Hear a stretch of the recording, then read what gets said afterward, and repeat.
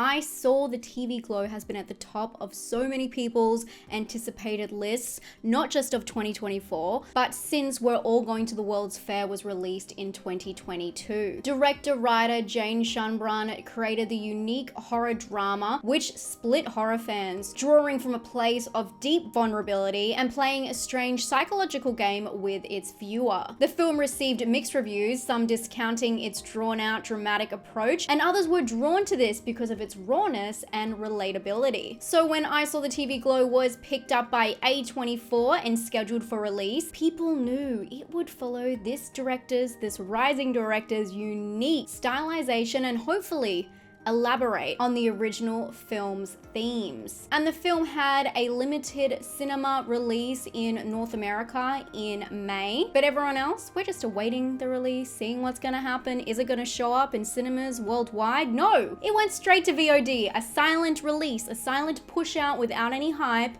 This film is now on video on demand. You can rent it. And that's exactly what I did thanks to today's sponsor, Surfshark. You guys always ask me, how do I find so many movies? How do I access so many? Well, it's my secret weapon, which is Surfshark. Surfshark is a VPN, which stands for Virtual Private Network, but it also helps you unblock geo-blocked content. So because I was not able to rent it in my region, I was able to turn Surfshark on for where it's available and rent it that way. I'm jumping through hoops at this point to support independent filmmakers, but Surfshark makes that so easy. I also love that I can have it on unlimited devices, so I can have it on my phone, my iPad, my laptop, my TV, wherever I surf the internet. And I also have a special offer for you.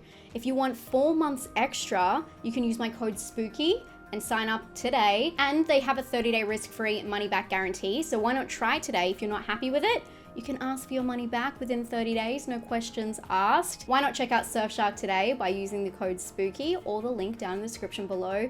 Thank you so much to Surfshark for supporting creators like me. I Saw the TV Glow stars Justice Smith and Bridget Lundy Payne. And it also has cameos from Fred Durst, Danny Tamborelli, who is from Pete and Pete, if you're old enough to remember that, and Phoebe Bridgers. The premise follows Owen, who befriends Maddie, who is obsessed with a TV show called The Pink Opaque. Here they form a relationship that bonds, isolates, and challenges them. Like We're All Going to the World's Fair, I Saw the TV Glow casts a unique spell on the viewer, capturing the vulnerable and awkward feelings of isolation, coming into oneself without a support system, struggling with self-identity. But this goes beyond that because I Saw the TV Glow breaks through many walls. The film is a layered, unapologetic story of hurt and acceptance of one's true identity. And it does not hinder or mince its words like I thought it may have. I thought it was gonna be broad. I thought it was gonna be vague, but this is not that kind of film. Its reveals are in your face constantly. And when the horror trickles into this film, it is outstanding,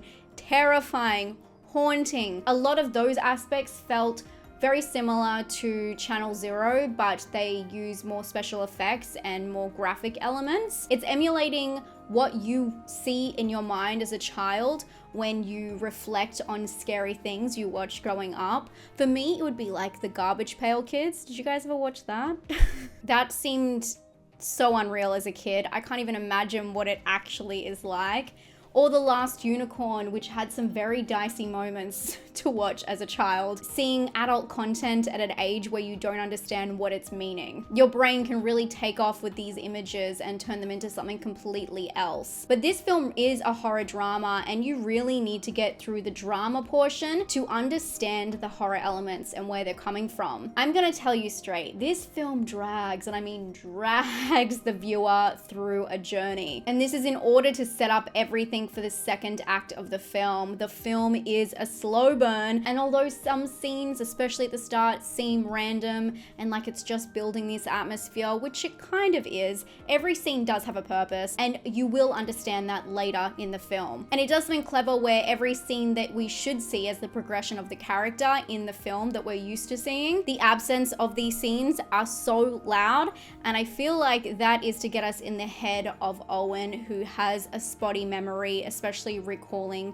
a lot of stuff that happens at the start of the film. So even though the film does feel thin in its progression, I do feel like it serves a purpose. But because this journey is so unorthodox, I do feel like it should have ended at the peak of the film, in which it kind of extends to a final act, and I didn't enjoy that. I'm gonna be straight up. I did not enjoy how this film ended. By now, the message was loud and clear, and harping on that felt cruel, but it is a horror movie, so I can't really complain. You really do need to let go of common film tentpoles to dive into this movie, and I'm not sure I would have ever been prepared or exactly in the right headspace for it. The movie relies on heavy symbolism of self-destruction, dissociation, and dysmorphia. And unlike many films that ask you to walk in someone's shoes, see their perspective, live their life, see their struggles and their triumphs, this film is so different. This film was made for people who already feel this distinct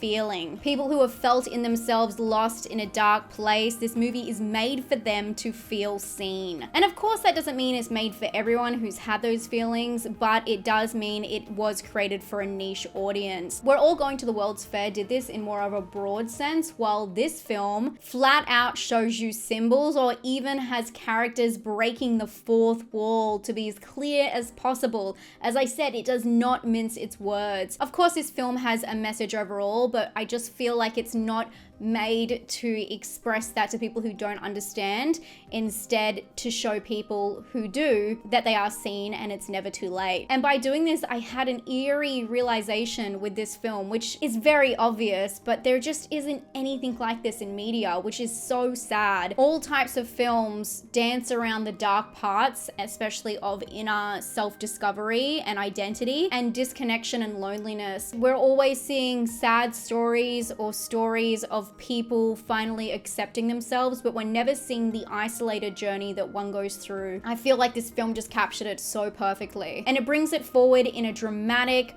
raw and uncomfortable way, especially because it's in a horror tone. This film faces parts of ourselves that we keep hidden. Aspect we're not giving credit to is the visuals. Let's talk about it. Visually, this film is absolutely stunning, particularly the horror segments based within the TV show, but the night lighting and grading is just breathtaking. And part of the appeal for its unique stylization is its sound design, using a lot of nat sounds when it hasn't got blaring music. We have the humming of the grocery lights, the TV droning in the background, all of these natural sounds that seem so unpolished just let in. It makes the familiar more whimsical and thoughtful. But I will say one thing I hated about this film was the actual soundtrack.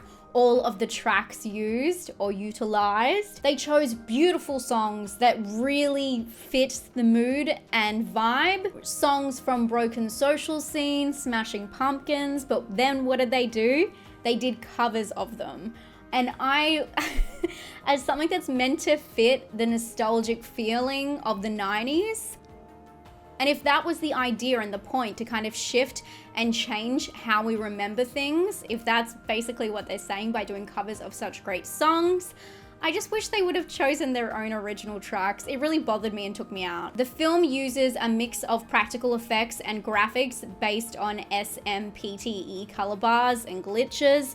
It's that old school tube television look, showing the barrier and the line between the everyday and the literal glow of the TV and how it illuminates everything around us, helping us escape. But in this film, it's truly an escape to who we are, the inner us, what's inside the TV. The film is a trip down the rabbit hole, asking you to follow Owen through the discomfort that they have in the loneliest moments of their life. And I also believe that this can double as an allegory for stan culture and how people relate to TV shows, movies, or music that we're obsessed with. It becomes our identity. I see a lot of people who are struggling with who they are. It becomes their whole personality, and there's a bit of loneliness that's in there that perhaps we haven't faced ourselves, and I think that that's a really interesting subject. It's the danger of not being free enough to express yourself because you have to fit into a category, and I really like that this film keeps that part open. Overall, this is a very strange film to talk about. It's incredibly slow, and please listen to me when I say slow. It is slow and it's uncomfortable. It also attempts to pack up an entire identity breakdown and the journey through life into less than 100 minutes. If the filmmaker's intent was to exude the feeling of uncomfortability within one's self-identity and skin, then it's bang on. But the story is very faint, and the whole film relies on your connection to that. So if you don't feel that or very strong in that messaging, it probably isn't for you. This film is about creating an unwavering, incredible atmosphere, but it's not about storytelling. And I think that there's beauty about being dramatically unapologetic about that, but perhaps that's why films like this don't exist, because it's the silent parts we won't display. I would not recommend this film for majority of audiences, but if you liked We're All Going to the World's Fair and want to take a depressing trip that does not rely on a narrative, then give it a go. It's available on digital now. I'm gonna give this one a personal score of 7. I really didn't like the end and I would have given it an 8, but I really understand why this film splits people, and it truly isn't for everybody. It is incredibly slow, okay? I've warned you, don't come back here and tell me it was slow and boring, okay? You'll probably know within the first 10 minutes if it's for you or not. For originality, I'm gonna give it an 8 out of 10 because it's just a beautiful tone. I just love the stylization of Jane, the director and creator, and I can't wait to see what she does next. And for scare, I'm going to give it a 5 out of 10. I found this film more sad and depressing than terrifying, but the visuals were... They should do a Halloween Horror Nights on this. This would be sick. This is perfect because it's all atmosphere and vibe.